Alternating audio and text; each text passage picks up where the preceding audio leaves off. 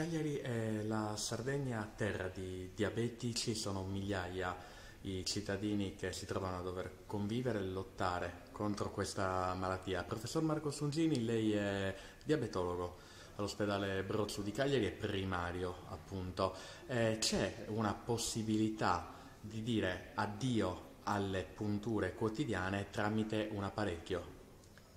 Come le ho detto, questi apparecchi oggi servono per poter erogare insulina, non con le sole iniezioni, ma erogare insulina in maniera continua, come un po' un pancreas vero. Quindi in realtà la costante erogazione di insulina ottenuta con questi apparecchi evita al paziente di farsi 3 o 4 iniezioni di insulina al giorno.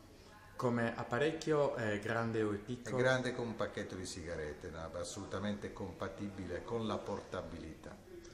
Attualmente è possibile per i diabetici sardi poterlo ottenere? Sì, esiste già un impegno della Regione, ma non oggi, già da anni, fornisce a noi diabetologi la possibilità di poterli prescrivere con il sistema sanitario. Certo, i fondi con le ultime versioni di questi apparecchietti sempre più sofisticati non sono sufficienti, ma bisogna anche capire che è un investimento per ridurre le spese future. Quindi Perché lei un nei diabete fatti lancia un appello. Lancio un appello che so sicuramente per cui l'assessore e l'assessorato oggi è sensibile, quello cioè di investire in prevenzione, nel senso di poter anche eventualmente utilizzare oggi i fondi per poter garantire la prescrizione di questi prodotti. Ogni apparecchietto ha un costo. Sì. Di quanto E all'incirca? riguardo 5-6 mila euro al giorno, più tutte le cosiddette ricambi materiali d'uso.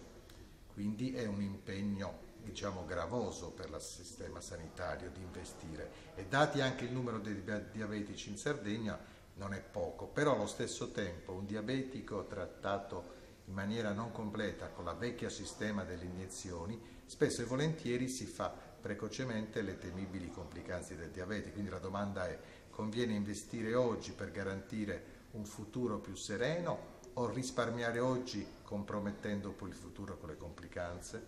Volendo tirare le somme, professor Songini, quindi serve un impegno di spesa abbastanza oneroso da parte della regione, però dal suo punto di vista è meglio questo che non dare fondi e continuare con la classica metodologia. Sono perfettamente d'accordo, sottolineo in pieno la sua conclusione.